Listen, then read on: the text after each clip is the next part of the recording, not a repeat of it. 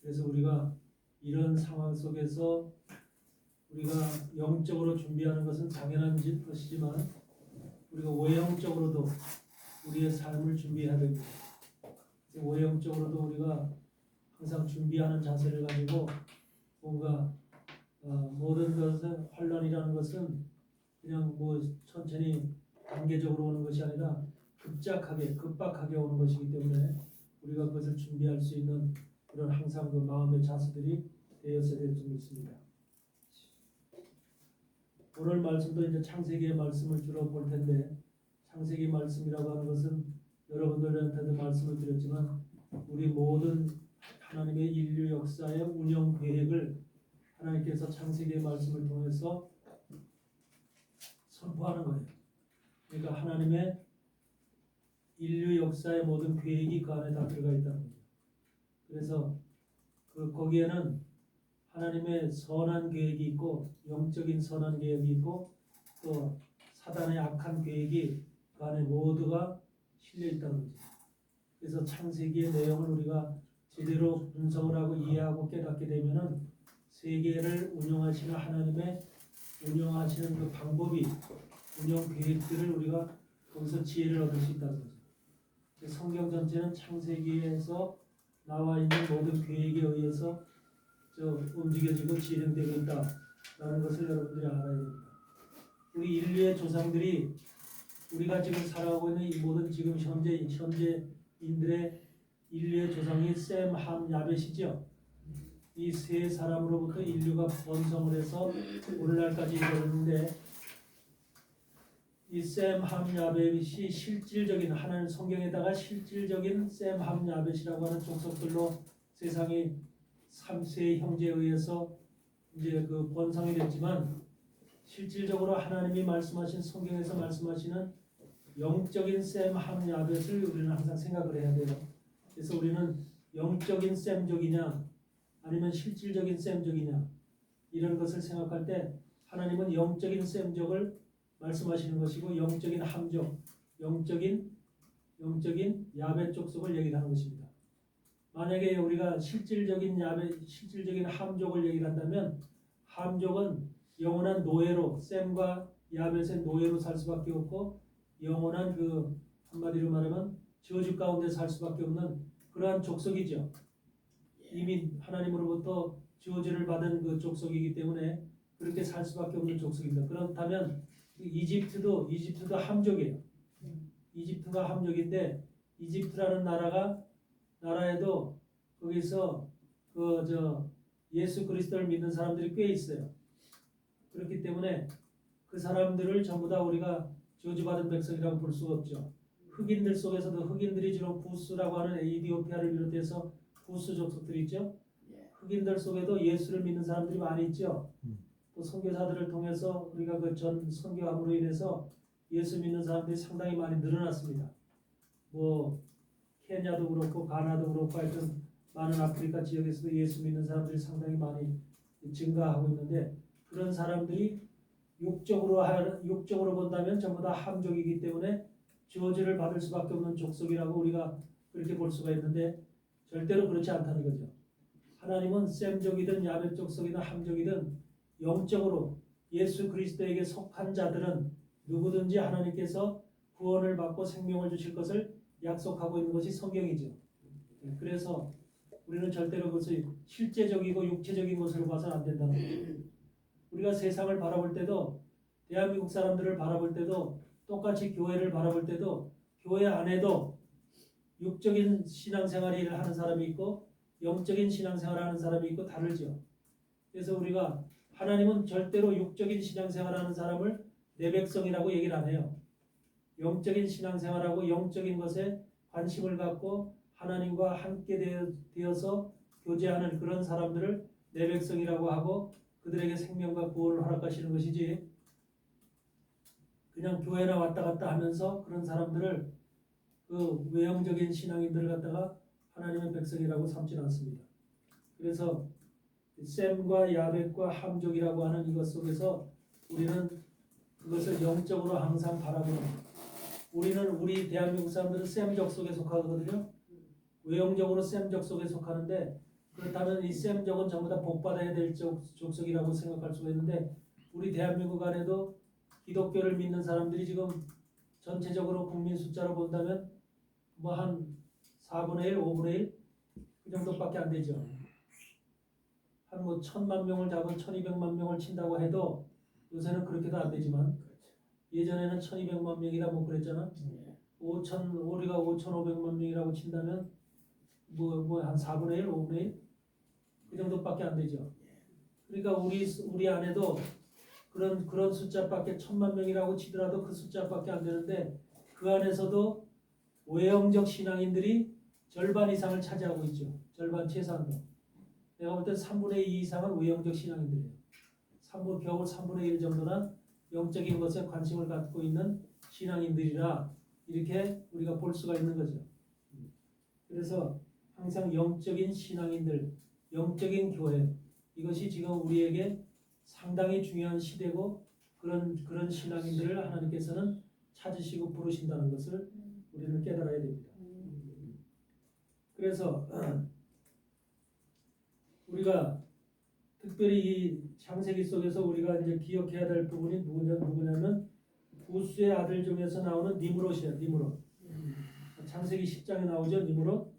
니므롯이라는 이름 자체는 반란자, 용감한 자라는 의미도 있지만 반란자, 또 대적자. 반란이라는 건 뭐냐면 하나님을 향해서 반란을 일으키는 자다. 대항은 영적인 대항자다. 대적자다. 이런 의미를 갖고 있죠. 그래서 이 니므롯을 통해서 사실은 바벨탑이 세워지면서 바벨론이 형성이 되는 거죠. 니므롯이라고 하는 사람을 통해서 니므롯의 아들이 누구죠? 니므롯의 아들.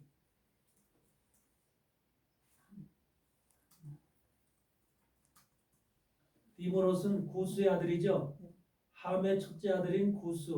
함의 첫째 아들이 구스인데 구스의 아들이 니므롯이야. 그러니까 니므롯인데 지금 니므롯의 아들이 누구냐? 니므롯의 아들. 이스라엘 백성들이 예레미야 보면 이스라엘 백성들이 섬기던 신 있잖아. 섬기던 자. 그들이 태양이라고 섬기던 자가 있죠.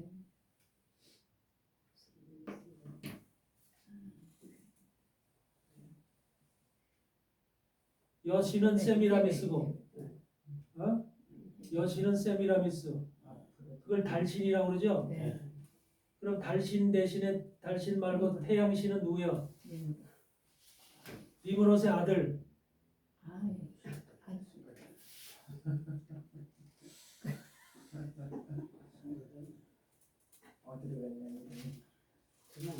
있는데 생각이 왜 안 나지?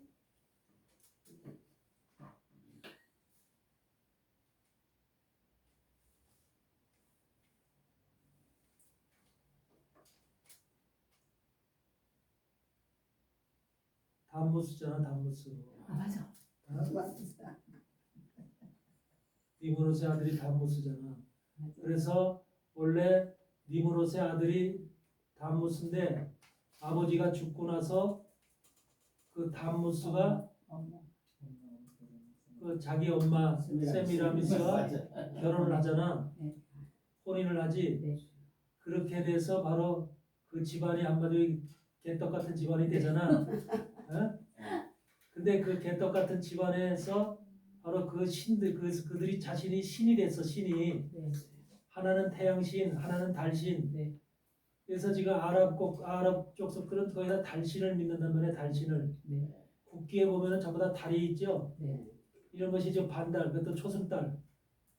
초승달이 그들이 지금 국기에 다 있는데 이런 것들이 지금 달신, 세미라미스 그것을 갖다 이제 이스라엘에서는 뭐라고 불렀어요? 아스타롯, 아스타롯이라고 불렀고, 그게 이제 각 지역마다 이제 그리스에 갈 때 또 로마에서 불려지는 이름이 달랐죠. 근데 그것이 다 똑같은 것을 얘기를 하는 거예요. 그래서 그런 신들이 전부 다 니므롯의 가정으로부터 출발한 거예요. 니므롯의 가정으로부터. 그러니까 그것이 오늘날 모든 신의 유래야, 유래. 세상에 번져 있는 모든 각 지역에 번져 있는 우상의 유래가 니무롯의 가정에서 바로 담무스와 세미라미스를 통해서 전부 다 퍼쳐나간 거야. 그 지역마다 가서 조금 변질이 돼 있고 이름이 바뀌어져 있을 뿐이지 그 원천은 똑같이 니무롯으로부터 담무스와 세미라미스라고 하는 이러한 그 가정의 그 존재들로부터 그들이 바로 함족인 거죠. 함족. 그러니까 함족은 뭘 만들었어? 세상에 우상을 만드는 하나님을 대적하는 우상을 만드는 근본을 거기서 제공한 거죠. 그러니까 우상을 만드는다고 우상 자체가 바로 하나님은 우상을 제일 싫어하잖아요. 그래서 우상을 제일 싫어하시는데 그 우상을 바로 니무롯이 만들었다는 거죠. 그래서 그 니무롯이 우상을 만들면서 가장 그 외형적으로 드러나게 하나님을 대적한 외형적 모습이 바로 바벨탑 사건이에요. 바벨탑 사건. 그래서 바벨탑 사건을 통해서 성과 대를 쌓아서 하늘에 닿게끔 한다는 거죠. 인간이 쌓은 성과 대. 그러니까 이 인간이 쌓은 인간의 목표를 하나님에게 닿도록 하나님의 보좌까지 닿도록 인간의 욕심이 인간의 욕망이 사단이 이렇게 이제 하나님의 보좌 쪽으로 자기를 높이려고 하는 이러한 의도가 그 속에 숨어져 있는 거죠. 그렇기 때문에 오늘날도 마찬가지로 인간들 생각 속에서 이 바벨탑이 만들어져 있는 그런 영적인 바벨탑들이 만들어져 있는 사람들이 엄청 많잖아요.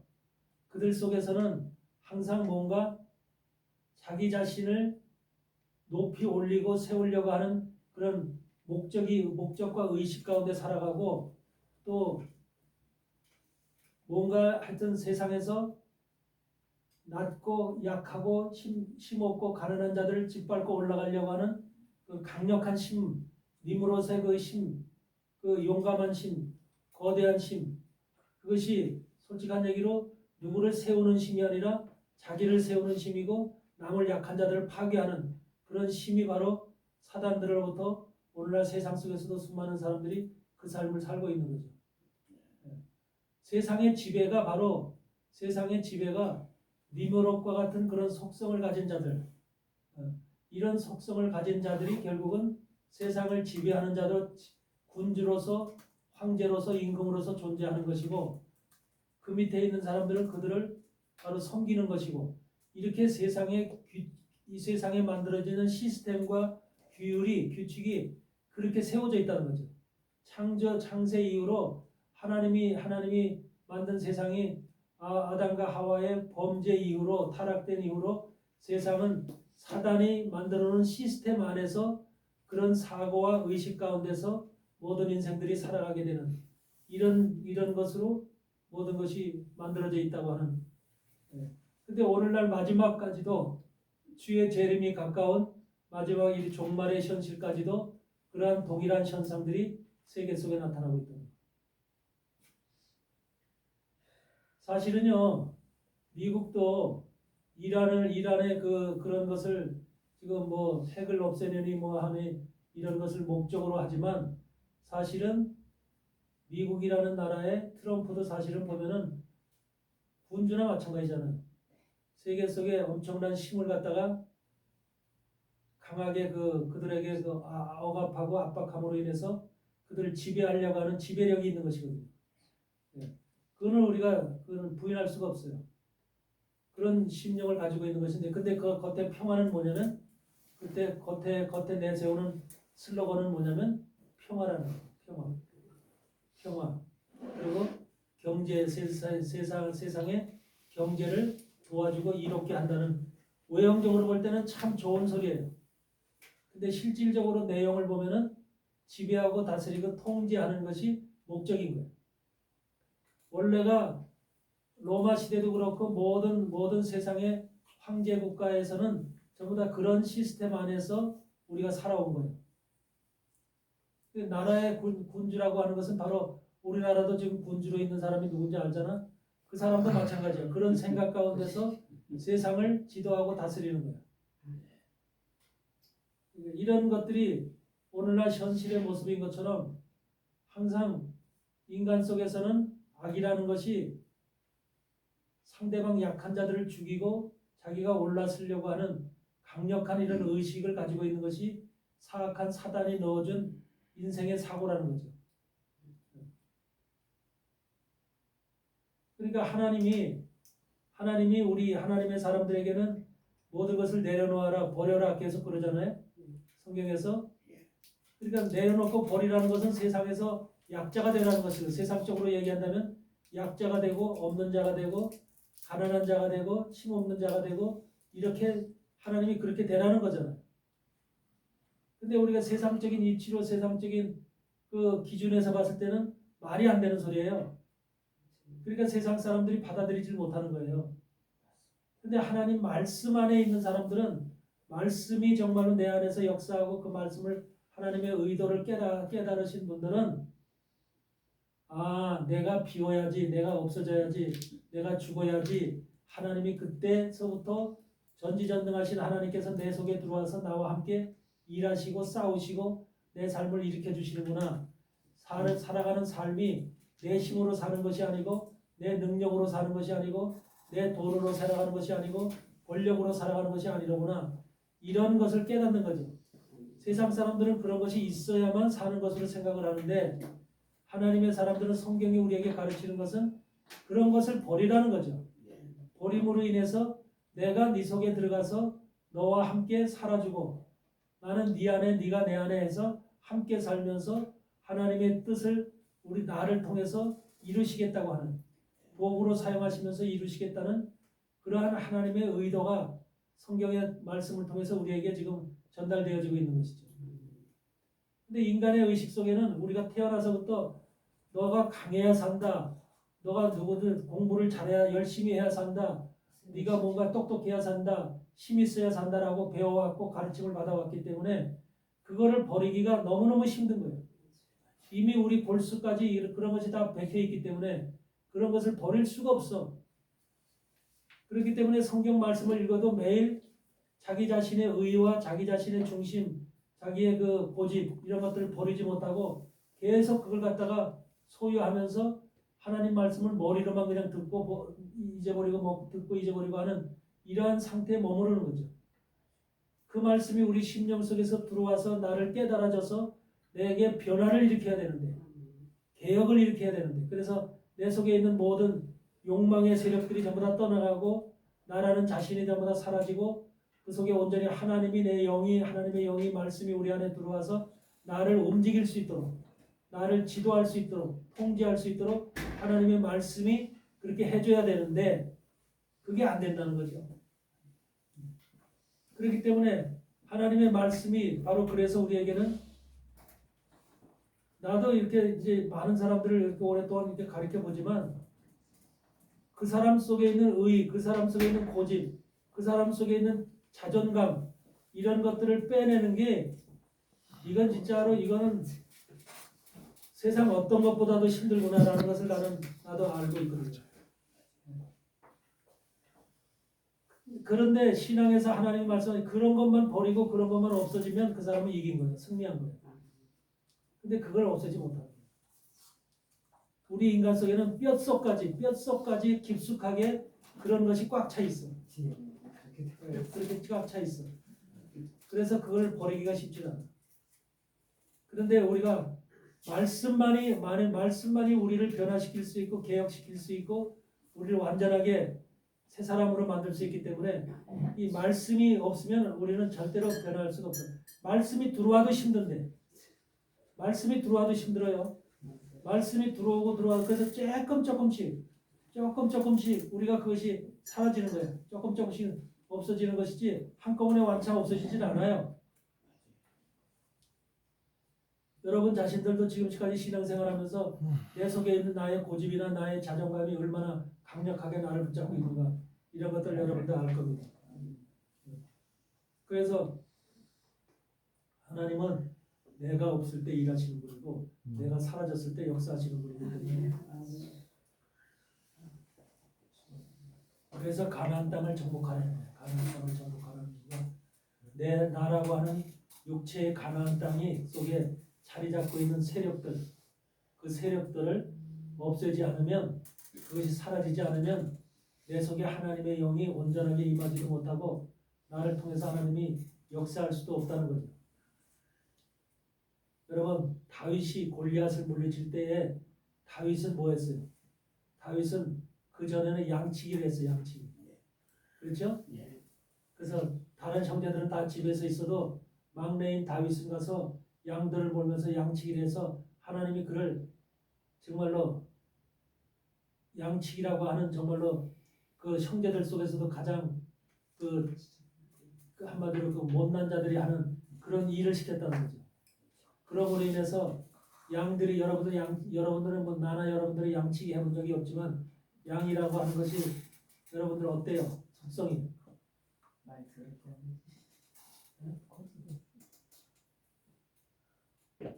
양이 말을 잘 들어야 안 들어요? 잘안 됐어요. 근데 다윗한테 양치기를 시킨 것은 바로 다윗이 예수님의 예표이기 때문에 하나님의 사람들, 여러분들이 양이거든요. 여러분들이 중구난방으로 뛰는 양들이야. 그래서 양치기를 할 때는 뒤에다 꼭 뭐를 세워놔요? 양을 몰 때 뭐를 세워?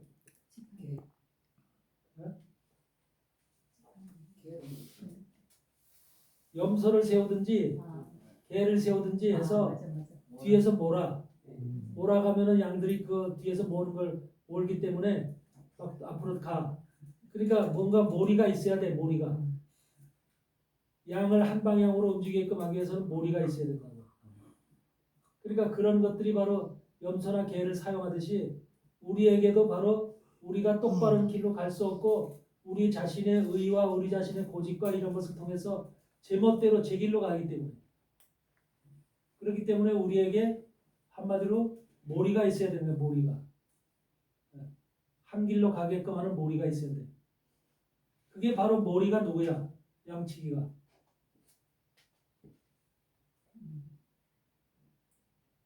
주의 종들이 모리야. 오늘날 주의 종들이, 하나님의 종들이 양을 모는 모리야. 그러면서 양을 모는 모리는 어떻게 해야 돼요? 풀이 있는 곳을 알아야 돼. 풀이 있는 곳을. 그래서 양들을 먹이가 있는 곳으로 이끌어가야지, 먹이 없는 광야로 이끌어가면 양들이 어디 가서 뭐 먹을 거를 못 얻어. 그렇죠? 그래서 풀이 있는 곳을 양치기는 알아야 돼요. 다윗이 만약에 양치기를 할 때, 양을 할 때, 몰 때 풀이 없는 곳으로 양을 몰아 간다면 양을 다 죽인다는 소리야. 그렇기 때문에 양은 뭔가 앞을 내다보고 먹이가 어디 있다는 것을 알아야지만 양들을 그를 몰고 갈 수가 있는 거예요. 그래서 바로 그건 뭐예요? 오늘날도 주의 종들의 지혜 속에는 하나님의 백성들을 이끌어갈 때 이들에게 양식을 어떤 양식을 줘야 될지, 어떤 양식을 어디에 가면 어떤 양식을 줄 수 있다고 하는 이러한 미래를 볼 수 있는, 앞을 볼 수 있는 이런 감각이 있어야 되는 감각. 그 감각이 없으면은 어떻게 양치기를 하겠어요? 그러니까 바로 다윗이 그와 같은 양치기를 하는 사람을 하나님께서 그를 골리앗을 물리치는 장군으로 사용한다는 거죠. 만약에 다윗 속에 자기의 중심이 있고 자기의 의의가 있고 자기의 고집이 있고 자기의 살아있는 뭔가가 속에서 살아있어 강력한 그것이 힘이 있다면 과연 그 무서운 골리앗 앞에 나서겠느냐는 거죠. 인간의 생각은 이 외형적인 것에 딱 보게 되면은 그 외형적인 것에 내가 대항해서 싸울 자인지 아니면 내가 도망가야 할 자인지를 금방 알아차려요, 못 알아차려? 알아차리죠. 여러분들 거인이 있어. 2m나 넘는 거인이 앞에 힘이 이만한 사람이 앞에 서 있어. 근데 나하고 싸워보자. 내 앞에 딱 서 있어. 그럼 그들에게 싸워야 돼? 도망가야 돼? 우리는 금방 외형을 보고도 알잖아. 근데 다윗은 외형을 보고도 알았겠어? 못 알았겠어? 그 사람은 실질적으로 인간적으로 봤을 때는 다윗이 골리앗을 물리치지 못한다는 건 당연히 누가 봐도 아는 현실이잖아. 다윗 자신은 못 느꼈겠어요? 다윗 자신도 알죠. 그런데 다윗에게는 뭐가 없어? 자기의 중심이 없었다는 거죠. 자기의 의의가 없었다는 거죠. 자기 자신이 없었다는 거죠. 자기의 고집이 없었고 자기의 지식이 없었다는 거죠. 여러분 속에서도 이게 없어야 되는 거야. 하나님의 사람은 이것이 없어져야만 바로 하나님이 그 속에 들어가서 역사를 할 수가 있는 거야. 우주 만물 가운데서 가장 강력한 힘을 가지고 있는 분이 누구겠어요? 하나님밖에 없잖아요. 여호와 하나님만이 전지전능하신 하나님만이 이 우주 모든 것을 창조하셨지만은 다스리고 통치할 수 있는 힘을 가지신 분이 그분 하나 외에는 누가 있겠어요? 사단도 꼼짝 못하잖아요. 쩔쩔매잖아요. 그런 신이 우리 안에 들어와서 있다면 그 힘이 내 힘이 아니라 하나님의 힘이 만군의 여호와 하나님의 이름이 얼마든지 골리앗이 아니라 골리앗이 100명, 1000명, 10,000명 있어도 그를 물리칠 수가 있는 거죠.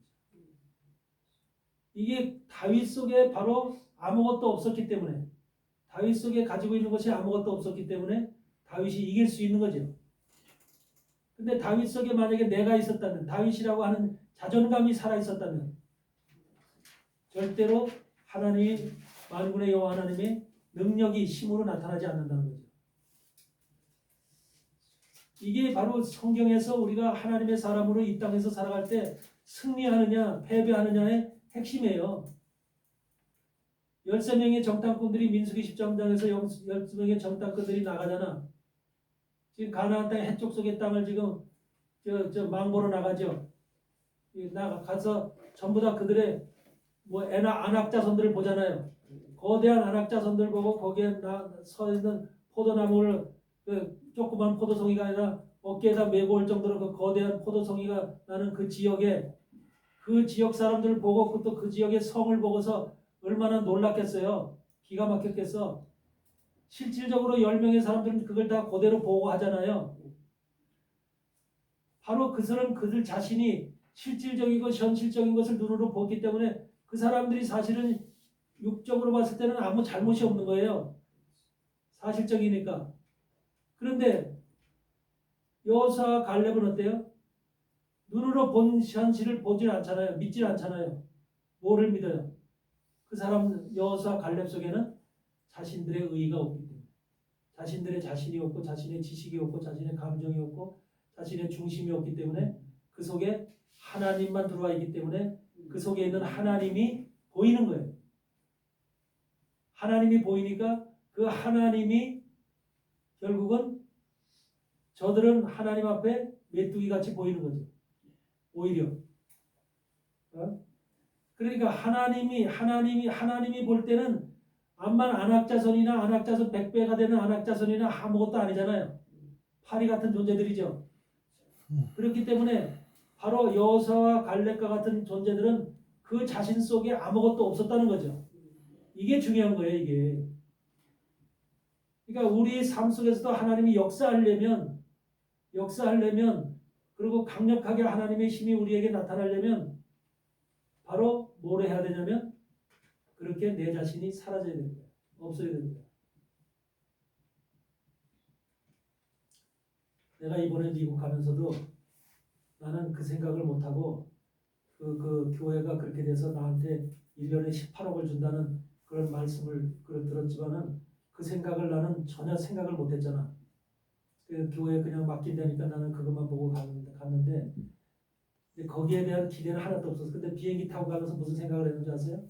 미국 가면서 난 미국 가게 되면 왜 내가 한국에 들어와서 쓸 돈을 가져오거든 항상. 근데 한국에서 나한테 뭐 돈이 안 생기니까. 그러니까 미국에 가면은 돈을 하나님 나 필요한 거 아시잖아요. 네. 그래서 사역할 수 있도록 한국에 가서 사역할 수 있도록 나한테 그 돈을 주셔야죠. 그래서 가면서 무슨 기도를 했는지 알아요? 하나님 나 3만 불만 주세요. 그랬어. 3만 불만 하나님 나 3만 불만 주세요. 그 3만 불이면 얼마요? 지금 돈으로 치면은 4,500만 불이야. 4,500만 불. 그런데 3만 불만 주세요. 그랬더니 근데 진짜 딱 3만 불 주시는 거예요. 내가 여기 올 때 딱 3만 불이 됐어. 3만 불이 됐어. 그래가지고 그 15,000불은 내가 살던 그 집에 15,000불 그 전도사님한테 줬어. 내가 살던 전도사님한테 15,000불을 딱 주고 내가 여기 가져 나올 때 그 10,000불을 가지고 10,000불은 이제 한국에서 미국에서 내가 달러를 가져올 수가 없잖아 다. 그래서 여기 나올 때 10,000불을 거기서 미국에서 보냈어. 미국에서 못 가져 나오니까 10,000불 이상 가져 나올 수가 없어. 내가 여기 나올 때 5,000불을 가져 나왔어. 5,000불 현금으로. 네. 그렇기 때문에 하나님이 난 여태까지 미국 가면서 항상 15,000불 주세요, 10,000불 주세요, 15,000불 주세요 항상 기도하면서 가거든. 네가 올랐는데도 맨날 그런데 이번에는 3만 불 얘기를 했어. 근데 여태까지 내가 기도하면서 10,000불 주세요, 15,000불 주세요 뭐 이 기도하고 여태까지 몇 년 동안 그랬다니까 미국 가서 갔다 올 때마다. 그러면 정확하게 그거 주셔. 너도 안 줘.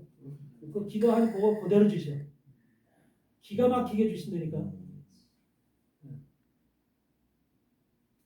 그래서 참 나도 참 하나님이 일하시는 것이 그렇구나 정말로 내가 너무너무 그걸 느끼고 체험한다니까요. 여러분들도 바로 그런 경험을 해야 돼. 그러니까 하나님이 내가 뭔가 나로 채워져 있고 내가 중심이 있고 내가 고집이 있고 내가 뭔가 하려고 한다면 그렇게 안 될 거야. 그런데 이번에도 뭐냐면 전부 다 내가 예전에 보던 환자들이 다 오는 거야. 집을 찾아서 오는 거야 환자들이. 환자들이 찾아와서 환자들을 통해서 번 돈이 3만 불이야. 환자한테 번 돈이. 그래서 내가 난 그래서 미국 가면은 나는 한의사보다 목사보다도 한의사로 이름이 나 있거든. 목사라는 이름보다도 한의사로다가 소문이 나. 뉴욕 쪽에서 뉴욕 뉴저지 쪽에서 한의사로 소문이 나 있기 때문에 내가 또 거기 가르친 제자들이 많잖아. 그러니까 저보다 이제 그걸 알아. 그래서 그렇게 된 것을 보면은 하나님께서는 항상 우리 자신이 비워졌을 때 그 속에서 역사한다는 거야. 내가 무엇을 하려고 하면은 절대 역사 안 해. 우리 자신을 전부 다 내려놓고 비우고 고집과 의와 모든 중심을 다 내려놨을 때 하나님께서 역사를 하시는 거예요. 우리가 창세기 13장 보면은 재미난 말씀이 하나 있어요. 창세기 13장 한번 보세요.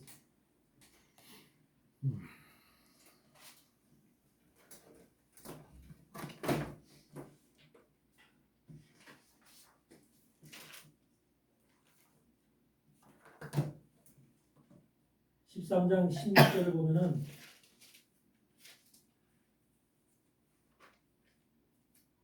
보면은 내가 네 자손으로 땅에 티끌 같게 하리니 사람이 땅에 티끌을 능히 셀 수 있을진데 네 자손도 세리라는 말씀이 있어요. 여러분 티끌이 뭐예요? 먼지죠. 먼지의 먼지, 흙, 가루, 재 이런 거예요. 근데 그거 셀 수 있어요? 먼지 어떻게 세요? 근데 셀 수 있을진데 그래요.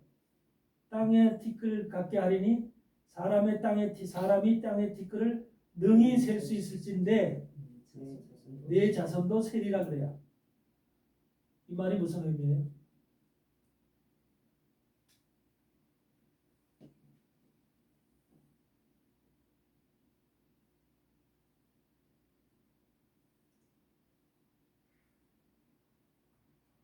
티끌을 쓸 수 있는 분은 오직 주님밖에 없어. 그렇죠? 여기서 사람이라고 표현되어 있는 것이 있죠? 사람이라고 표현되어 있는 이 말은 원래 이슈라고 하는 히브리어 이슈잖아요. 이슈라고 하는 이 표현은 사실 우리 같은 사람을 얘기하는 게 아니라 인간 속에서 인간으로 오신 예수 그리스도 주님만을 얘기하는 주님 유일한 남자. 우주 가운데 유일한 남자는 예수님이에요. 아멘. 우리는 다 뭐예요? 하나님 볼 때는 여자의 여자. 여자의 영이에요. 여자의 영. 우리는 다 신부가 될 여자의 영이지 육체가 남자고 육체가 여자라고 해서 그렇게 육체가 남녀로 이렇게 구분되는 게 아니에요. 우리 속에 있는 영을 보시기 때문에 남자의 영이나 여자의 영이나 전부 다가 예수님 남자에게 결혼을 할 수 있는 신부의 영을 가진 자들이에요. 신부의 영을 가진 자들. 그래서 여기서 남자가 사람이 땅에 티끌을 능히 셀 수 있을 텐데 이 땅의 티끌이라는 건 땅의 먼지를 셀 수 있다는 거예요. 세상에 먼지를 셀 수 있는 그 분은 주님밖에 없어요. 그런데 주님밖에 없는데 내 자손도 세리라 그래요. 근데 여기서 내가 내 자손으로 땅에 티끌 같게 하리니라는 말이 있어. 땅에 티끌 같게 한다. 이것은 뭐냐면 땅의 티끌로 만든다 그 말이에요. 만들 것이다. 땅의 티끌로. I will make thy seed, I will make thy seed as the dust of the earth. 그래서 땅의 티끌로 땅의 먼지로 너의 씨앗을 너의 자손을 만들 것이다라는 말이에요. 너의 자손을 땅의 티끌로 만들 것이다. 이게 무슨 말일까? 너의 자손을 땅의 티끌로 만든다는 게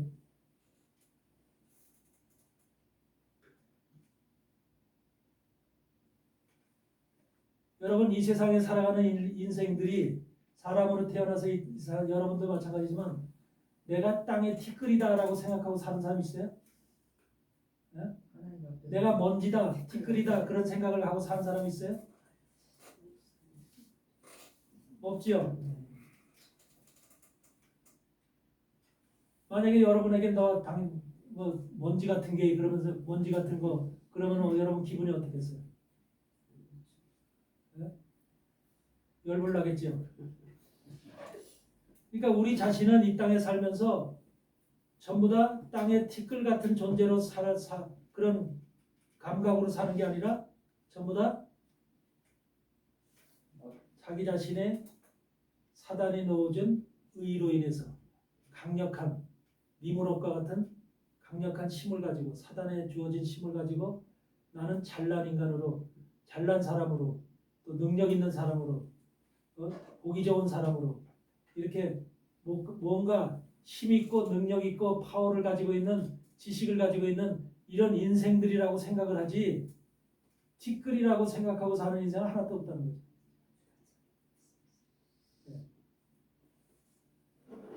그게 바로 지금 그렇게 살아가는 우리 인생들이 뭐냐면 바로 우리 자신이 가지고 있는 의예요. 의. 나의 중심이고 나의 의. 나의 고집이고 나의 지식이고 이런 것들이 강력하게 우리 가운데 있는 거죠. 그러니까 아담과 하와의 타락 이후에 범죄 이후에 우리 인생들 속에는 자기 자신의 완악함과 강력함과 뭔가 자기 자신을 별로 내세우려고 하는 이런 의식, 강한 그런 집념과 의식 가운데 살아가는 인생들로 바뀌어져 있는 거죠. 근데 하나님이 뭐라고 얘기하시냐면 아브라함의 자손에게 내 자손으로 땅에 티끌같이 하리니 땅에 티끌로 만들리니 그 말이에요.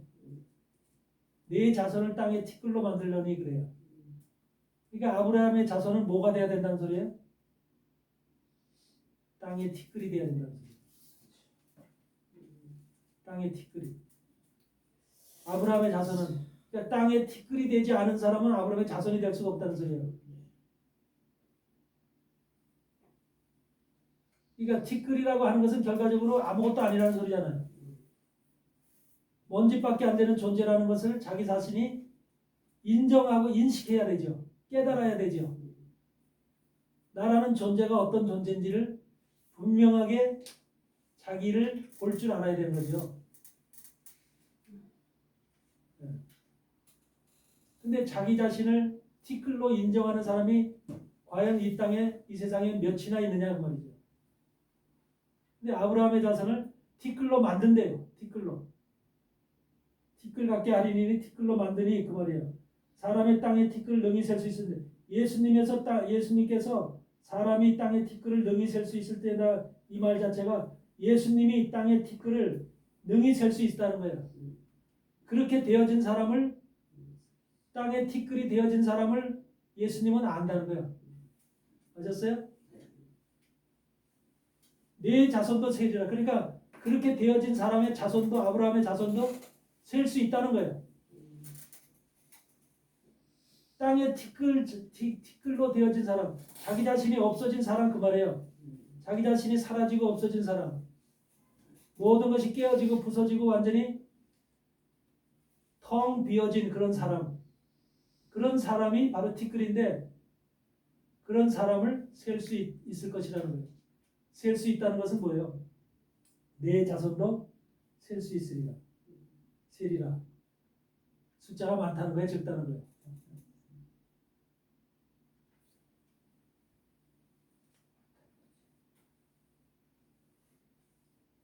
여기서 아브라함의 자손이라고 하는 것은 아브라함과 같은 믿음의 그 같은 줄기에 있는 아브라함과 동일한 믿음의 선상에 있는 그런 자들을 얘기하는 거야.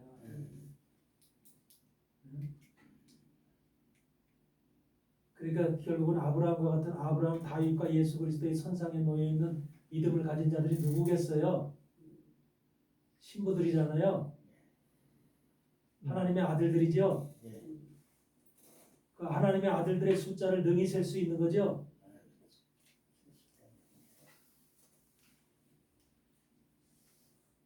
그만큼 주님의 종말이 되었을 때 우리는 아브라함 모두가 믿는 사람은 아브라함의 자손이라고 그러잖아요. 그 교회만 나오면 다 아브라함의 자손 됐다 그러잖아요. 근데 성경에서 말하는 것은 아무나 아브라함의 자손이 되는 게 아니라는 거죠. 분명히 아브라함의 자손이 되려면 아브라함의 피를 물려받아야 돼요. 그렇죠? 아브라함의 혈적으로 피를 물려받아야 되는데 아브라함의 피 속에는 뭐가 있어? 하나님의 피가 있고 예수의 믿음이 있고 거기서 완전한 하나님의 영적인 의가 존재하는 거예요. 믿음과 의가 존재하고 있는 피를 소유한 사람이 태어나야 되는 거예요. 아브라함의 자손으로 태어나는 거죠. 그래서 그런 자손의 숫자를 능히 셀 수가 있다. 그러니까 우리가 성경은 뭐예요? 여기서 얘기하는 것처럼 땅에 티끌 같게 하리니 그러면 내 자손으로. 그러니까 그런 사람들을 여러분들이 아브라함의 자손이라면 여러분들이 예수 그리스도의 신부로서 아브라함의 자손으로 인정을 받았다면 여러분들 그렇게 되기 위해서 티끌로 변해야 된다. 티끌로 변해져야 된다는 거예요. 티끌이 되어야 된다는 거예요. 티끌이 안 된 사람은 자기가 살아있을 거 아니에요. 돌멩이로 있다든지 티끌이 안 되는 부서지지 않은 거잖아요. 돌멩이로 있다든지 모든 것이 흙덩이로 있다든지 그렇게 덩어리로 있는 것은 티끌이 아니잖아요. 우리 자신 속에 의와 자기의 중심과 모든 고집과 이런 것들이 딱 뭉쳐서 있는 거잖아요. 티끌이라는 건 다 무너져서 아무것도 바람 불으면 다 날아가는 것들이잖아요. 이런 존재로다가 자기가 변해야만 비로소 아브라함의 자손이 된다는 거예요. 아브라함의 자손. 그러니까 성경 말씀을 우리가 정확하게 자세히 들여다보면 그냥 쉽게 되는 게 없는 거예요. 우리는 교회를 다니면 그냥 아브라함의 자손이 됐다고 이렇게 다 그냥 누구든지 아브라함의 자손이다. 우리는 예수 그리스도의 품 안에 있습니다. 아브라함의 자손이다 이렇게 얘기를 해왔잖아요. 그게 아닌 거예요. 티끌이 돼야 된다. 티끌로 만들어진다. 아브라함의 자손을 하나님께서 아브라함의 자손은 티끌로 만들 것이라는 거예요. 티끌로. 이 안에 영적인 의미는 바로 내가 티끌이 돼야 된다는 거예요. 티끌이. 아무것도 없는 존재로 부서지고 깨어지고 완전히 가루가 돼야 된다. 가루.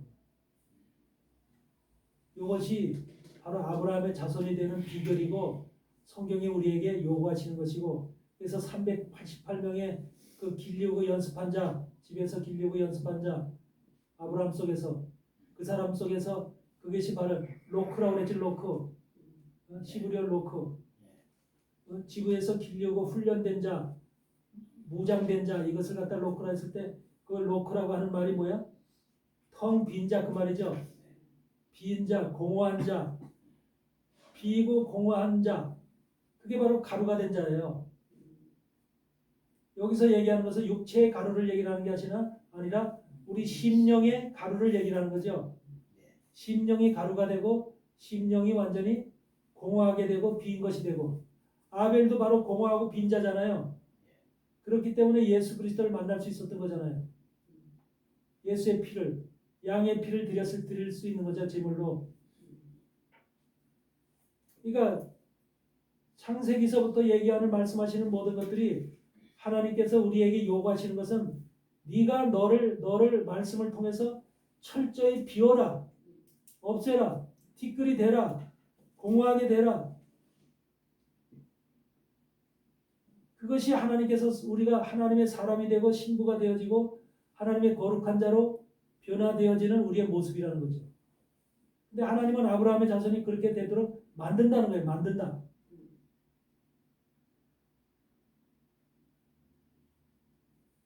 오늘 이 시간부터 여러분들이 내가 티끌이 돼야 되는구나 라는 것을 깨달으시기 바랍니다. 네? 그래서 내가 티끌이 되면은 그 속에 하나님이 들어와서 얼마든지 나를 통해서 역사할 수 있습니다. 그래서 내 속에 사단이 그라랑 아비멜렉과 비골이 아브라함과 이삭에게 와서 네 속에 여호와 하나님의 신이 함께 하심을 우리가 봤도다 라는 고백을 하듯이, 브엘세바에 도착했을 때 그 고백을 하죠. 그 고백을 하듯이 여러분을 봤을 때 여러분 빈 속에 하나님의 신이 들어올 수가 있는 거야. 그래야. 그래서 그 신이 나와, 그 여호와의 신이 나와 함께 하시기 때문에 세상 누구도 나를 건들 수가 없는 거야. 사단 마귀 같은 엄청난 영적 그 세력을 가진 자도 여러분을 볼 때는 무릎을 꿇게 되는 거야.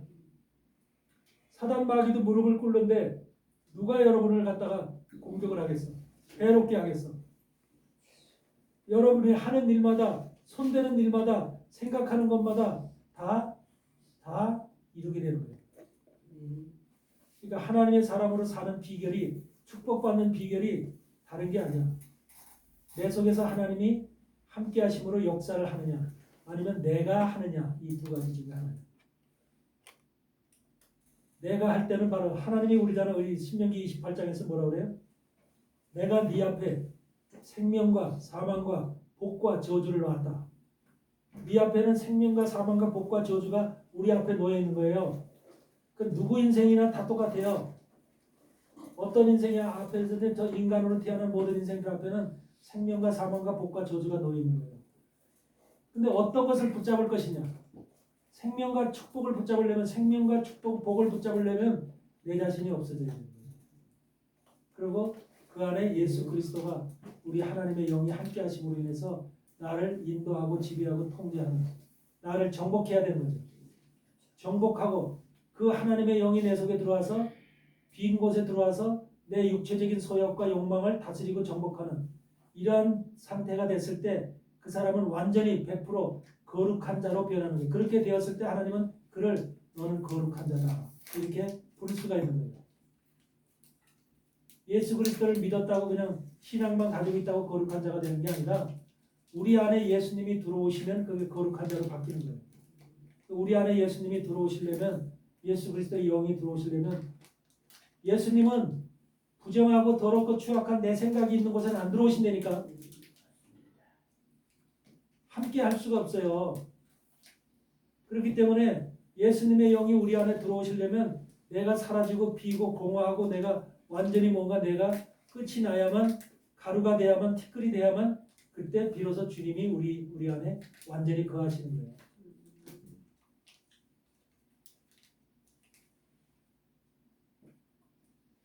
이게 바로 복의 비결이라니까. 복의 비결.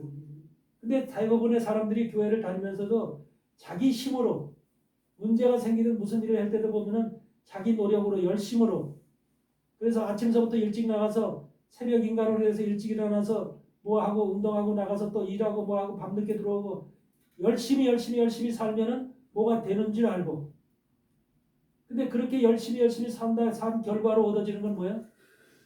병이야, 병. 육체의 병밖에 안 와. 그러고서는 사실은 그렇게 열심히 한 결과가 다 부서지고 깨지고 나중에는 다 허망한 것밖에 남는 거예요.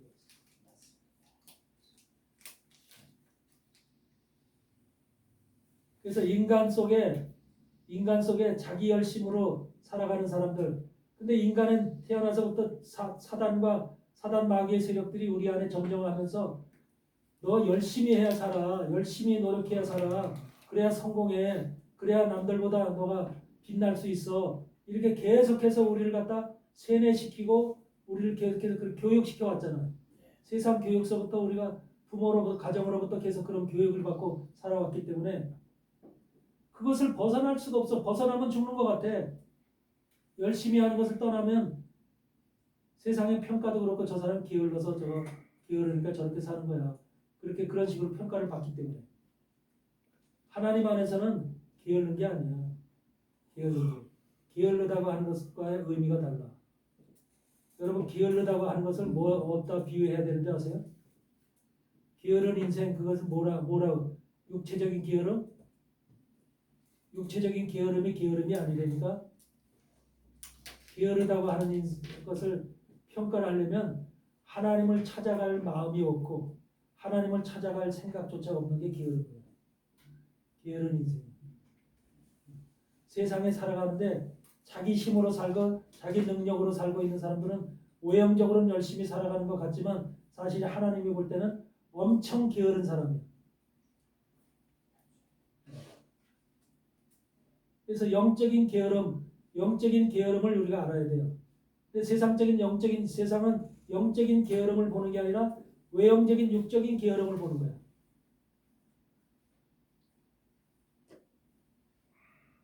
이런 것이 바로 우리가 깨달아야 될 부분이라는 거예요.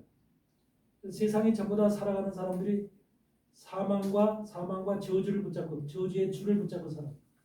그건 바로 나를 붙잡고 사는 것이고 내 지식을 붙잡고 내 돈을 붙잡고 내 성공을 붙잡고 이렇게 살아가는 삶의 모습이 사망과 저주의 삶입니다. 네?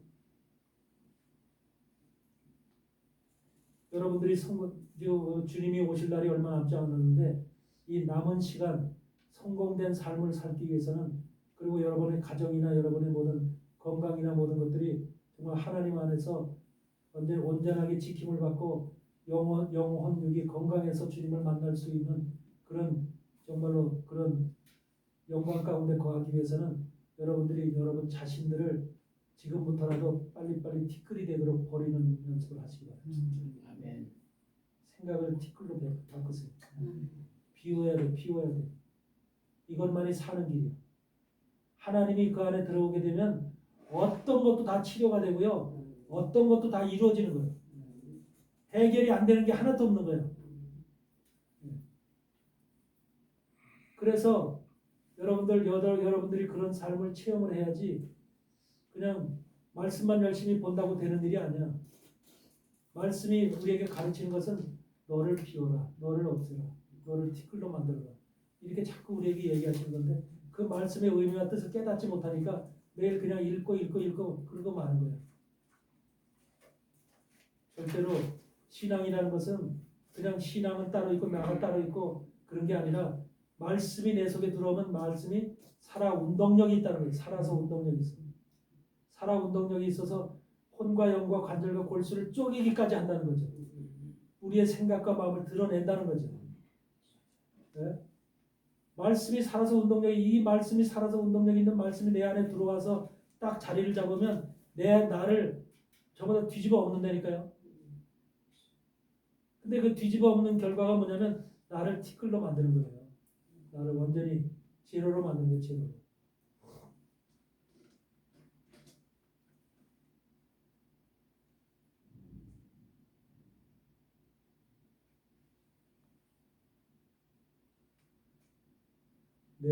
이번에 미국 갔을 때 내 제자 중에 하나가 그 주변에서 내가 있던 곳에서 멀지 않은 곳에서 한의원을 하고 있어요. 근데 내가 가르칠 때도 그 제자가 저거 제대로 하겠어.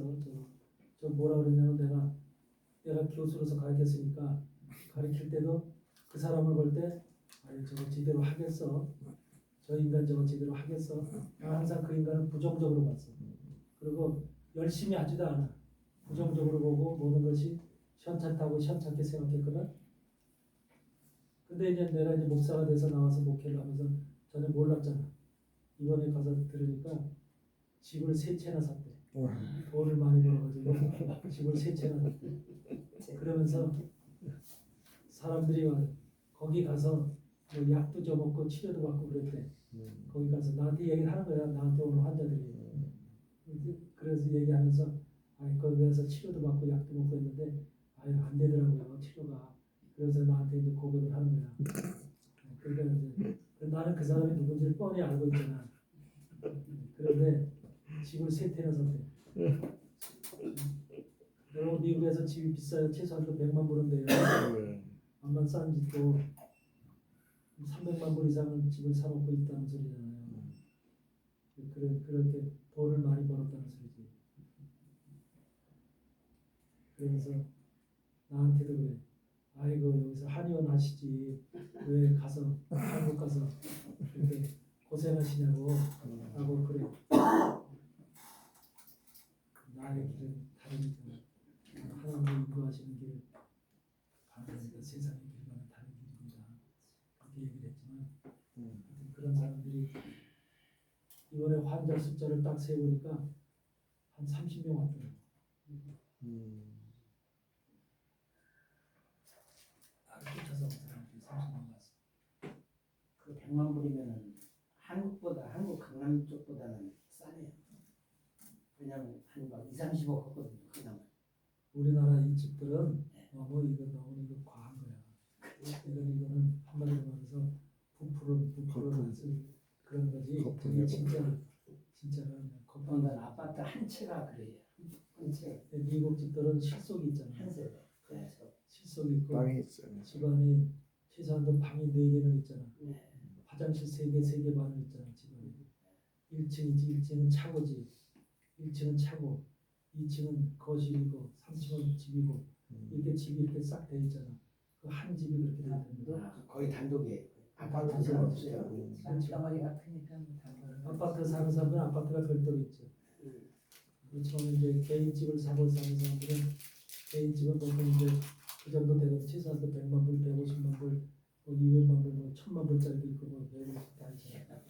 그렇기 때문에 그런 집들은 정말 좋은 미국의 좋은 집들을 가보면 우리 뉴저지에서 저도 알파인이라는 데가 있어. 알파인. 뉴저지 노던 뉴저지 알파인이라는 데가 있는데 거기에 가면은 집들이 어마어마하게 커. 행정같이 어마어마하게 커. 뜰도 어마어마하게 크고 그런 집들은 최소한도 암만한 데도 싸도 500만 불 이상, 1000만 불, 2000만 불 막 그러죠. 그런 집들에서 거기에 누가 살았냐면 거기 한 번 딱 가봤어. 그 집에 들어가서 거기 집에 들어가서 이 찬양 연습을 했거든. 근데 그 집에 들어갔는데 거기에 그 동네에 누가 알파인에 누가 사냐면 그 김영욱이 우리나라 저 중앙정보부장 박정희 대통령. 김영욱 있지. 중앙정보부장 했던 그 집이 거기 있어. 거기서 있다가 프랑스에 가서 죽은 거야. 죽었잖아요. 근데 그 부인이 살고 있어. 부인이 살고 있고 그 부인 아들이 김영욱의 아들이 목사가 됐었어. 목사가 됐다 아들이 죽었어. 그 김영욱의 아들이 목사가 됐을 때니까 목사가 됐다 죽었는데 또 그 아들의 손녀가 있어. 손녀가 완전히 정신병자가 돼가 집회했어. 아이고 그렇게 그래서 다 어려워. 그 집이 근데 그 노인네가 얼마나 김영욱이 와이프가 그때 당시에 나이가 많았었는데 80몇 세인가 거의 90세가 가까이 됐는데 돌아갈 수도 있죠. 지금 30도 죽었는지 모르겠어. 근데 그때 당시에도 얼마나 완고하고 고집이 센지 그 자기네 그 손녀딸이 와도 문을 안 열어주는 거야. 문을 안 열어주고 손녀딸이 바깥에 나와서 이렇게 방을 얻어서 살아. 그 방까지 가서 기도해 준 적이 있어. 그 방에 찾아가서 기도해 준 적이 있는데 그 손녀딸이 한마디로 정신이 반은 이상이 됐어. 반 이상이 됐어. 게임밖에 안 해. 게임밖에. TV 놓고 게임밖에 안 해. 그런 삶을 살아. 근데 그 집은 어마어마하게 혼자서 그 노인네가 거기서 그렇게 살더라니까. 그러니까 돈을 가지고 있는 양반이 그 남편도 없잖아. 혼자서 그러니까 그 사는 거 보니까 참 뭐한데. 그런 거는 관리비만 해도 엄청 들어갈 것 같은데. 관리비만 뛰어내죠. 관리하게 되는데 그렇죠. 세금이 봐. 거기에 눈 쳐야지요. 또 뭐 낙엽 쳐야지요. 뭐 나무들 이렇게 또 다 이렇게 카트 해야지요. 불 깎아야지. 뭐 풀 깎아야죠. 엄청나게 할 일들이 많지. 땅도 엄청 크게. 그런 거를 전부 다 이제 일꾼들 주로 이제 스페니시들이 와서 해요. 스페니시들이 노임이 싸니까 그런 그 사람들이 전부 다 와서 그걸 하는데 이번에 미국에 눈이 엄청나게 많이 왔잖아. 내가 눈을 하여튼 어마어마하게 이번에 청소를 했어요. 눈이 산더미 같이 왔어요 이번에. 그래가지고 눈이 이만큼 쌓여 여기서부터 한 이만큼 쌓였을 거예요. 눈이 꼼짝도 못하게. 그래가지고 써서 그걸 치느냐고 진짜로 고생 많이 했거든. 근데 그 눈이 한 번만 온 게 아니라 세 번씩이나 왔어. 오늘 왔으면 또 얼마 있다 또 오고 또 오고 그래서 세 번씩이나 세 번 눈을 그렇게 쳤더니. 그래서 그렇게 눈이 이번에 많이 왔는데 그런 것을 치려면 거기다 이제 미국은 눈을 안 치면 안 돼. 벌금으로. 그리고 그 집 앞에 또 다니는 도로 있잖아. 사람들이 통행하는 도로. 그 도로를 이렇게 사람들이 지나가게끔 눈을 안 치면 벌금 먹어 딱지고. 자기가 자기 집 안에 바운드리 안에는 다 자기가 눈을 쳐야 돼. 깨끗하게. 그런 거를 치려니까 또 차가 빠져나가야 되잖아. 파킹plat에서 빠져나가야 되니까 그 차가 나갈 수 있도록 전부 다 길을 열어줘야 되니까 그게 어마어마하게 힘든 거야. 쉽지 않아. 그래서 나보고 그러는 거야. 눈 칠 때 겨울 되면 또 오세요. 나보고.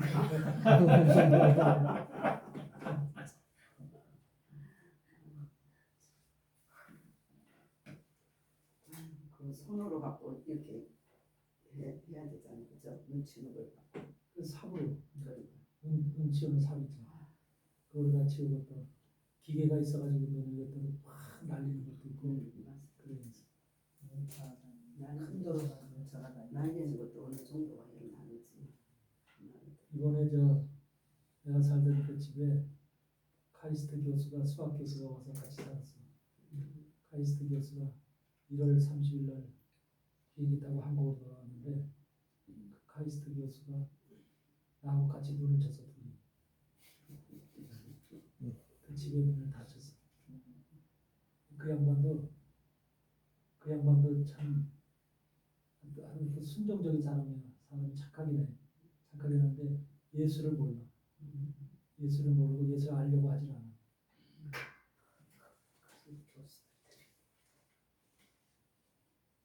수학 교수니까 머리는 좋잖아.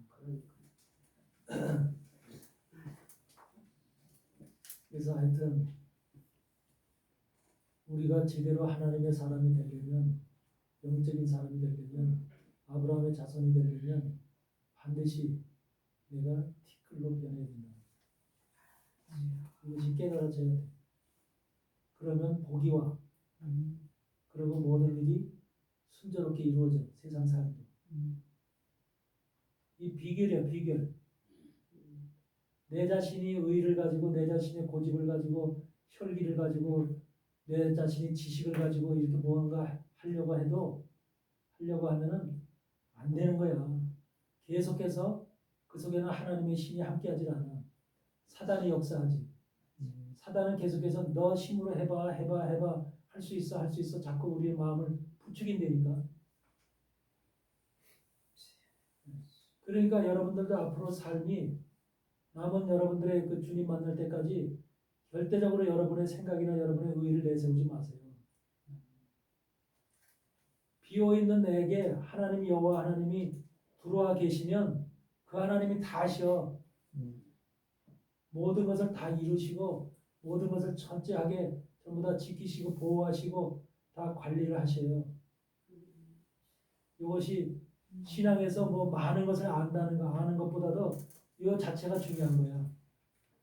이 이치를 깨달으면은 뭐 신앙 더 이상 뭐 구체적으로 뭐 이것저것 알 필요도 없어.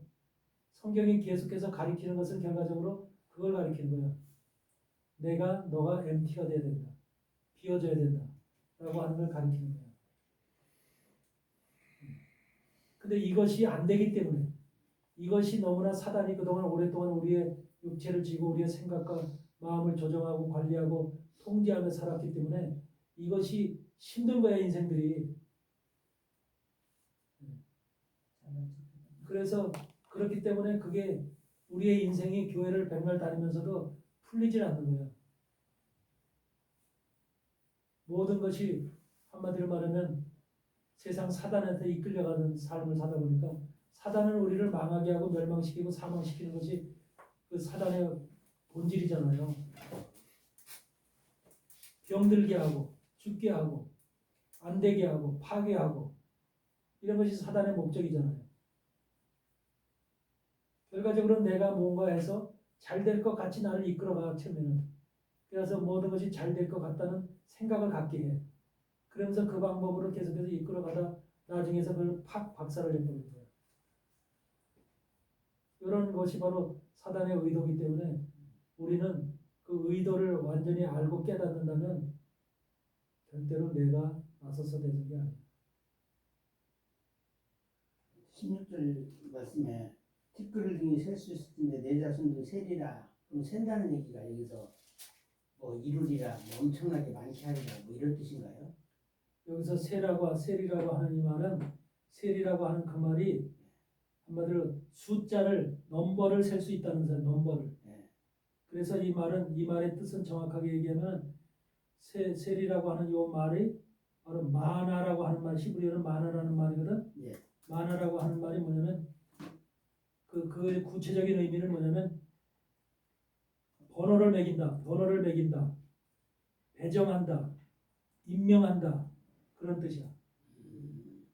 세리라고 하는 것이. 그러니까 하나님의 사람들을 셀 수 있는데 셀 수 있는 사람들의 번호를 매긴다는 거야. 번호를 매기고 임명하고 그 다음에 그것을 준비하고 배정한다는 거예요. 배정한다. 이것은 정확한 숫자가 있기 때문에 순서를 매기는 거잖아요. 그렇죠. 그리고 배정하고 임명하는 거잖아요. 누구를 얘기를 하겠어요? 일반 백성들 얘기하는 게 아니잖아요. 아브라함의 자손이 누군 줄 알아요? 그러니까 아브라함의 자손은 바로 예수 그리스도의 신부가 될 사람들, 그 사람들이 자손이라는 거예요. 실제적인 자손. 이 자손은 하나님의 기업을 물려받을 자들을 얘기하는 거예요. 자손이. 실질적인 자손.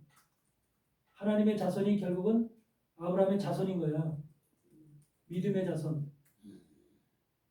그 셀이라고 하는 셀 수 있다라고 하는 셀이라고 하는 마나라고 하는 이 표현 자체가 바로 임명한다, 번호를 매긴다, 준비한다, 배정한다 이런 뜻을 가지고 있는 거야. 우리가 볼 때는 셀이라고 하니까 카운트한다라는 그렇죠. 의미를 그렇죠. 들리죠. 예. 카운트한다. 예. 뭐 숫자를 세우는 카운트 하나 둘 셋 넷 예. 이렇게 하는 걸 들리죠. 근데 그 의미하고 다르잖아. 그게 아닌 것 같아가지고 지금. 예. 그러니까 하나님이 여러분들이 아브라함의 자손을 여러분한테 번호를 매긴다는 거야. 1번, 2번, 3번, 4번 번호를 매긴다는 거야. 하나님 안에 들어온 신부들의 숫자가 있잖아. 하나님의 신부는 무한정이 있는 게 아니거든. 정해진 숫자가 있는 것이기 때문에 그 아들들의 숫자를 첫째 아들, 둘째 아들, 셋째 아들, 넷째 아들 이렇게 해서 번호를 매기는 거죠. 그걸 바로 그 숫자가 셀이라고 하는 의미 속에 담겨 있는 마루라고 하는 뜻이 되니까. 그러니까 여러분들이 그 번호 안에 들기 바래요. 아멘. 그러니까 창세기 안에 아브라함의 스토리 속에서 창세기 13장에 이제 아브라함이 가나안 땅에 들어와서 베델과 아이 사이에다 장막을 쳤잖아. 예. 그러고 나서 지금 뭐를 해서 헤브론 쪽으로 가고 있는 거잖아. 예. 이런 상황 속에서 이미 하나님께서 아브라함에게 약속을 하는 거잖아. 약속을 하는 것은 뭐예요? 지금 약속이 앞으로 이루어질 아브라함의 자손 속에서 나타나고 이루어질 모든 것들을 지금 미래적인 일들을 지금 약속하고 언약하는 거잖아요. 이 언약이란 말이에요. 이 요때 당시의 일을 얘기하는 게 아니라 창세기 13장이지만 창세기 13장의 현실을 얘기하는 게 아니라 미래 주님의 자손으로 완전하게 세워질 자들, 종말의 주님을 만날 자들, 주님의 신부가 되어질 아들들이 되어질 자들에 대한 언약과 약속을 이미 지금 여기서 하고 있다는 거죠. 그러니까 이런 의미를 우리가 정확하게 이해하고 깨닫는다면 이런 말씀 속에 이런 뜻이 들어 있었구나. 그러고서 내 마음속에 이런 뜻을 깨달으면 그 뜻을 깨닫는 것이 뭐예요? 바로 뜻을 깨닫는 것이 생수야. 그게 생수. 그게 생수가 물이 솟는 거야. 이 뜻을 모르면 어떻게 됐어? 그냥 지나치고 마는 거야. 그런가 보다 하고 지나치고 마는 거죠. 이게 바로 우물을 파는 거니까 우물 파는 거.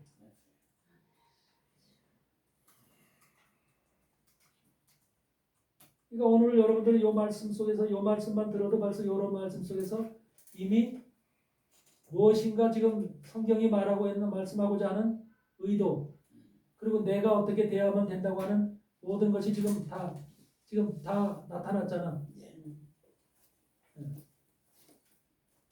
이것이 바로 하나님께서 우리에게 의도하시는 뜻이라는 거예요. 그럼 우리가 누가복음 16장에 보면은 거기에서 거지 나사로와 그 저기가 나오잖아. 부자와 거지 나사로가 나왔을 때 지금 거지 나사로는 누구 품에 있어? 아브라함의 품에 있으니까 아브라함의 자손이라는 소리잖아요. 그 아브라함의 자손인 이 사람은 지금 거지 나사로는 어떻게 된 거예요? 바로 이런 사람이 된 거잖아요. 이 번호를 매겨진 사람이잖아.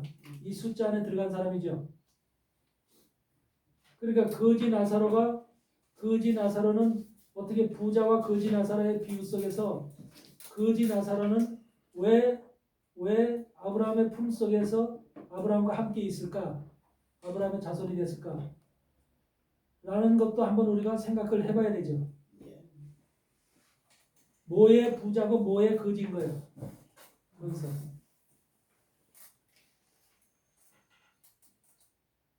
육적으로는 거지고 영적으로는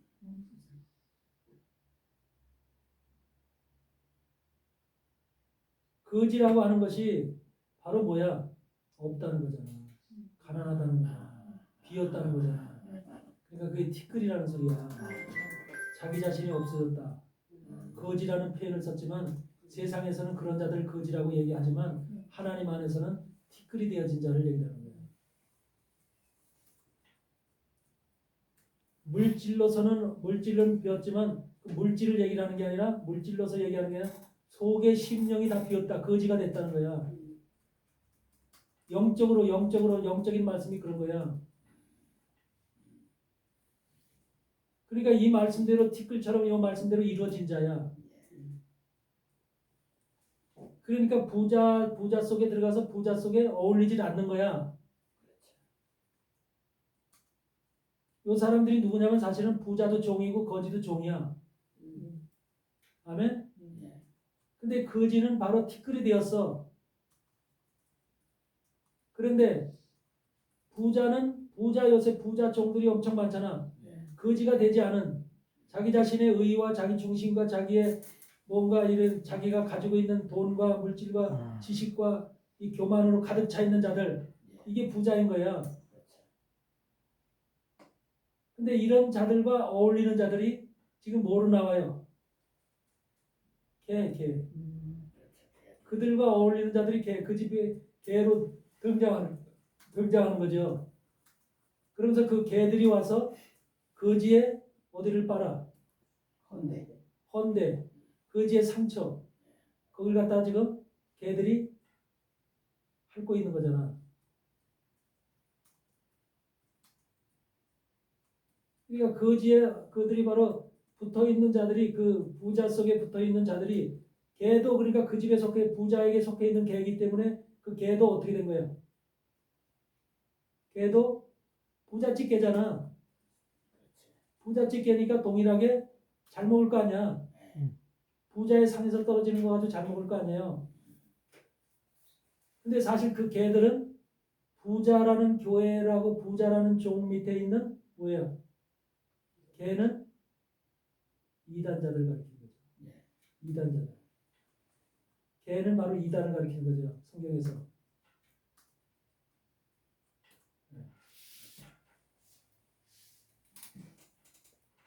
그래서 그 이단들이 되어진 그 자들이 와서 거지가 되어져 있는 그를 갖다가 halli는다는 게 무슨 의미입니까? halli는다. 상처를 언대를 halli는다.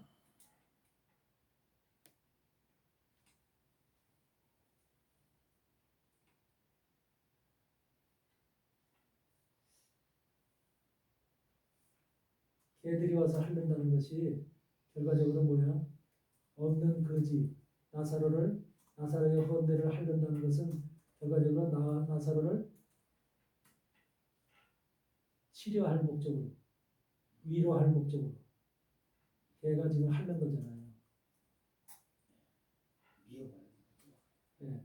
그러니까 이단들이 마음이 텅 빈 자들을 외형적으로 가난하고 물질이 없고 또 마음이 티끌같이 없어진 자들을 심령이 가난한 자들을 한마디로 말하면 자꾸 유혹하면서 그를 하는 거죠.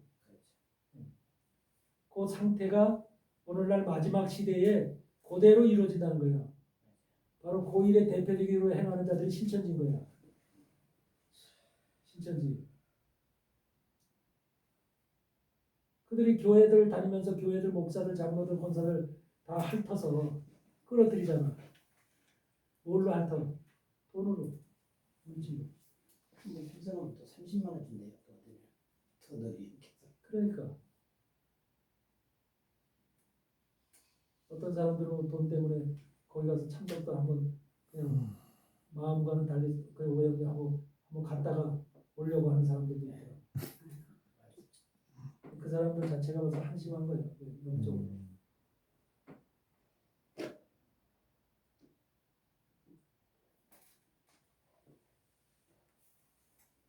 그러니까 바로 나사로가 그렇게 되어진 빈 거지가 되어진 마음의 심령의 거지가 되어져서 티끌로 바뀌어진 그 나사로는 아브라함의 자손으로 아브라함의 품 안에 들어가 있다는 사실.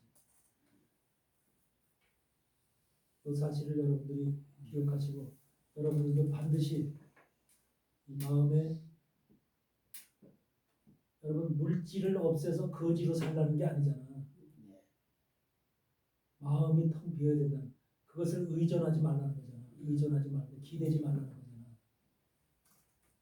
하나님은 여러분들의 먹을 것 마실 것 다 주는 거야. 주시는 거냐.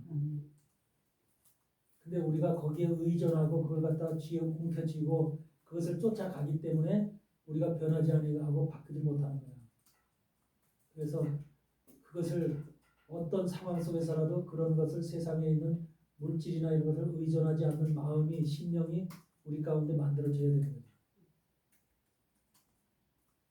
티끌이 되어져야 된다고 하는 그 사실이 굉장히 중요하다는 걸 알아야 돼요. 우리 자신의 심령이 먼지로 바뀌어야 된다.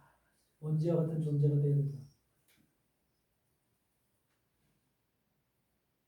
오늘 이 말씀이요 비밀의 말씀이에요. 그래서 여러분들은 오늘 이것을 깨닫고 여러분들 심령 속에서 이제 여러분들의 삶 속에서 이것이 그대로 적용되도록 한꺼번에 되어지진 않겠지만 한 발 한 발 그렇게 자꾸 내가 나를 비우는 그래서 내가 티끌로 먼지로 이렇게 바뀌어지는 내 심령이 그렇게 해서 깨끗해지는 아무것도 없는 비어진 공허한 이런 상태 아벨의 제사를 드리는 그런 상태로 아벨과 같은 존재로 바뀌어지는 그런 사람이 되어지는 바랍니다. 아멘. 아멘. 아멘. 오늘 요거로 마칠게요. 아멘. 사랑의 하나님 아버지 감사합니다. 부족한 점 오늘도 하나님의 말씀을 대언했습니다. 아버지 하나님 사랑하는 종들 우리가 아버지 아브라함의 자손이 되기 위해서 오늘 이 자리에 있사오니 하나님께서 함께하여 주시고 아버지 하나님께 나를 비우지 아니하면 우리가 하나님의 자손뿐만 아니라 아브라함의 자손이 될 수 없다는 사실을 분명히 우리에게 알려주심을 깨닫습니다. 이 시간도 하나님 우리가 거룩한 하나님의 사람으로 예수 그리스도의 신부로 하나님의 아들들로 세움을 받기 위해서 내 자신이 티끌과 같은 존재라는 사실을 깨닫고 나를 비우고 나를 온전하게 아버지 하나님여 내 자신의 속에 있는 모든 것들 사라지고 비워지는 그러한 아버지 하나님의 사람들로 길러지길 바랍니다. 양육되어지길 바랍니다. 하나님께서 도와주시고 더욱더 지혜와 총명을 주시고 하늘의 비밀한 계시들을 깨달아 아버지와 실행할 수 있도록 내 삶 속에서 이루어질 수 있도록 도와주시옵소서.